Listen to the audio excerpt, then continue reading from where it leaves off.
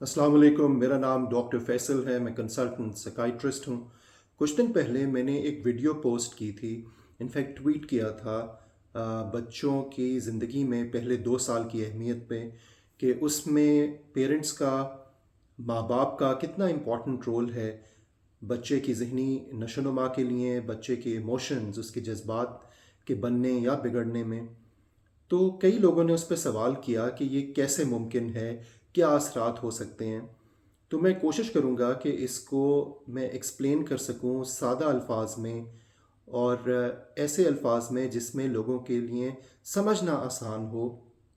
अक्सर medical terms होती हैं जिनको लफ्ज़ ब लफ्ज़ ट्रांसलेट नहीं किया जा सकता, लेकिन फिर भी मेरी कोशिश होगी। देखें, बच्चे की जो नशोनुमा है वो माँ के पेट से ही शुरू हो जाती है। इस पे अब कई स्टडीज़ हैं, स्कैन्स हुए हैं, जिसमें बच्चों के ब्रेन को, उनकी बॉडी को बढ़ते हुए देखा गया है जब वो वूम में होते हैं, अपनी माँ के पेट में होते हैं, अपनी बर्थ से पहले। अगर तो माँ टेंशन में है, उसके ब्लड में कॉर्टिसोल के लेवल ज़्यादा होंगे, जो कि एक स्ट्रेस हार्मोन है। सिंपैथेटिक नर्वस सिस्टम, उसकी एक्टिवेशन ज़्यादा होगी, जो एड्रीनलिन, नॉर एड्रीनलिन सिक्रीट करते हैं, जिसका पूरी बॉडी पे असर पड़ता है। कई स्टडीज़ ये साबित कर रही हैं कि बच्चे, जो माँ की सेहत होती है इमोशनल, या इवन बाप की, वो बच्चों तक ट्रांसफ़र हो रही होती है। न्यूट्रिएंट्स, जो नशोनुमा है, वो मुतासिर होती है, जो ब्लड के ज़रिए, खून के ज़रिए बच्चे को माँ की तरफ से पहुँचनी है। फिर चाइल्ड बर्थ के बाद वो जो पहला 1 साल या 2 साल होता है, वो डेवलपमेंट में बच्चे की ख़ास अहमियत रखते हैं। वैसे तो डेवलपमेंट कई सालों तक जारी रहती है, और जो हमारा ब्रेन है, जो दिमाग है, उसकी जो ग्रोथ है, उसका जो बढ़ना है, वो बाकी बॉडी के तमाम ऑर्गन से देर तक चलता रहता है। एडल्टहुड में बड़े होके भी उसकी ग्रोथ होती रहती है, क्योंकि हमारे जो ब्रेन में सेल्स हैं, जिनको न्यूरॉन्स कहते हैं या नर्व सेल्स कहते हैं, वो बर्थ के बाद, बच्चे की पैदाइश के बाद आपस में कनेक्शंस बनाते हैं, वो मल्टीप्लाई करते हैं।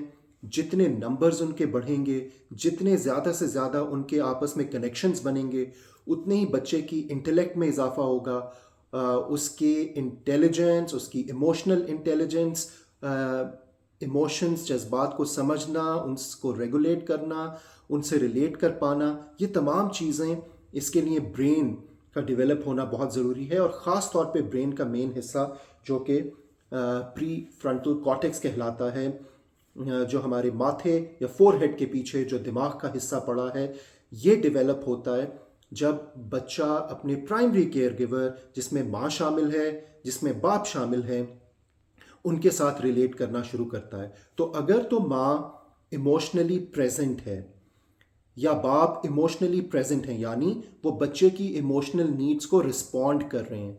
बच्चे को रोना आता है तो माँ उसको अपनी बाजुओं में उठा लेती है, उसको गोद में बिठाती है, गले लगाती है, चूमती है।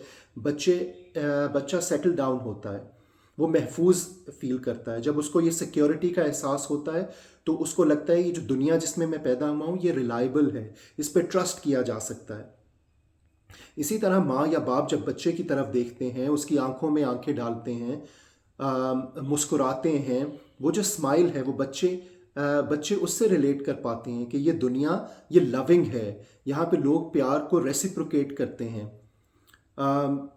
इसी तरह बच्चे बहुत सेंसिटिव होते हैं, वो अपने माँ के चेहरे को पढ़ लेते हैं कि क्या ये जो उसकी स्माइल है, वाकई ये मीनिंगफुल स्माइल है, या ये एक खोखली हॉलो किस्म की स्माइल है जिसका कोई मकसद नहीं है, या मेरी माँ परेशान है, आज उसके चेहरे के मसल्स टेंस हैं। बच्चों में, एक इंसान के बच्चे में ये बहुत जल्दी ये हिस्स पैदा हो जाती है, वो लेके पैदा होते हैं। इनफैक्ट इवन जब माँ या बाप बच्चे को उठाते हैं, गोद में बिठाते हैं, बच्चा उनके हाथों से अंदाजे लगा लेते हैं कि ये जो उसने मुझे ग्रिप किया है, क्या ये टेंस ग्रिप है, क्या ये रिलैक्स ग्रिप है, क्या ये प्यार वाली ग्रिप है, क्या इस वक्त वो परेशान है। اور پھر جو بچوں کی فزیکل نیڈز ہوتی ہیں، وہ ڈر جاتے ہیں تو ان کو اٹھانا، ان کو کھانے کی ضرورت ہے، بچے کو فیڈ کرانا وقت پہ، ان کے واشنگ نیڈز ہیں، بچے کو صاف کرنا، یہ جتنی جلدی ہوں گی، جتنے ریلیکسڈ ماحول میں ہوں گی، اس کا بچے کے ذہن کی، دماغ کی نشو و نما پہ اثر پڑے گا. وہ اپنے ایموشنز کو آگے چل کے زندگی میں بہتر طور پہ ریگولیٹ کر پائے گا. جب یہ چیز بچے کو نہیں ملتی، یا تو ماں اور باپ، ان کے آپس کے تعلقات خراب ہیں، ماں پریشان رہتی ہے، باپ ناخوش ہے، معاشی مسائل ہیں، گھریلو مسائل ہیں، گھر میں کوئی ٹینشن چل رہی ہے، ایسا مسئلہ جس میں کسی کا کوئی قصور نہیں تھا لیکن گھروں میں مسائل آ جاتے ہیں مختلف اقسام کے. تو وہ جو ماں ہے یا وہ باپ، وہ ایموشنلی اویلیبل نہیں ہوں گے. وہ بچے کی ضروریات تو پوری کر رہے ہوں گے، اس کو کھانا بھی دے رہے ہوں گے، اس کو صاف بھی کر رہے ہوں گے، اس کو کوشش کر رہے ہوں گے کہ اس کو محفوظ ہونے کا احساس بھی ہو، لیکن وہ شاید یہ کام وقت پہ نہیں کریں گے. ان میں چڑچڑا پن آ جائے گا. وہ اپنے بچے کے جذبات کے ساتھ مناسب وقت پہ اپروپریٹلی رسپونڈ نہیں کر پائیں گے. بچہ اس وقت کھیلنا چاہتا ہے، ماں اس وقت کھیلنا نہیں چاہتی. بچہ اس وقت کھیلنا چاہتا ہے لیکن باپ جو ہے وہ ذہنی طور پہ، وہ جذباتی طور پہ اویلیبل نہیں ہے.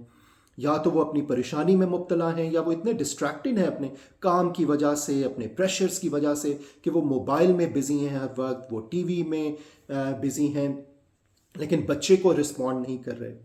کیونکہ بچے کی تمام دنیا وہ ماں اور باپ ہیں. اس کو اپروول چاہیے اپنے ماں یا باپ کا، اس کو تعریف سننی ہے، اس کو یہ دیکھنا ہے کہ میں دنیا میں سب سے اہم ہوں اپنی ماں یا باپ کے لیے. اس کو ایک سیکیورٹی کا احساس چاہیے کہ اگر مجھے ڈر لگ رہا ہے، مجھے رونا آ رہا ہے، تو کوئی مجھے تھام لے گا، مجھے اکیلا نہیں چھوڑ کے جائے گا. اسی طرح جو ماں یا باپ بچوں کو اکیلا چھوڑ دیتے ہیں یا دوسروں کے سہارے چھوڑ دیتے ہیں، تو اس میں بھی بچوں کو یہ احساس پیدا ہوتا ہے، ایک ریجیکشن کا احساس ہوتا ہے، ایک ابینڈنمنٹ کا احساس ہوتا ہے. کیونکہ پہلا 1 یا 2 سال ہوتے ہیں جس میں ایک اٹیچمنٹ بنتی ہے بچے کی اپنی ماں یا باپ کے ساتھ. اٹیچمنٹ اس کو کہتے ہیں جو بچہ اپنی ماں یا باپ کے ساتھ ایک ریلیشن شپ کریٹ کرتا ہے جو لائف لانگ چلتا ہے، اور اس کے اثرات ایڈلٹ ریلیشن شپس پہ بھی پڑتے ہیں. میں نے اس پہ الگ ویڈیوز بنائی ہیں کہ اٹیچمنٹ کی کیا اقسام ہوتی ہیں، سیکیور انسیکیور اٹیچمنٹ کیا ہوتی ہے، اور بانڈنگ وہ ہوتی ہے جو ماں یا باپ اپنے بچے کے ساتھ پیدا کرتے ہیں. وہ ریلیشن شپ کس قسم کی بانڈنگ ہے. اسی طرح ایک اور چیز ہوتی ہے جس کو اٹیونمنٹ کہتے ہیں، جو ان سے بھی آگے کی چیز ہے، جس میں ماں یا باپ مناسب وقت پہ بچے کی نیڈ کے مطابق اس کے ایموشنز کو رسپونڈ کر رہے ہوتے ہیں، کہ اس وقت اس کو کیا چاہیے. اس وقت میں نے اپنی ذات کو پیچھے رکھ کے اس بچے کے لیے سوچنا ہے. آپ کے وقت کا بہت شکریہ. اگلی ویڈیو تک خدا حافظ.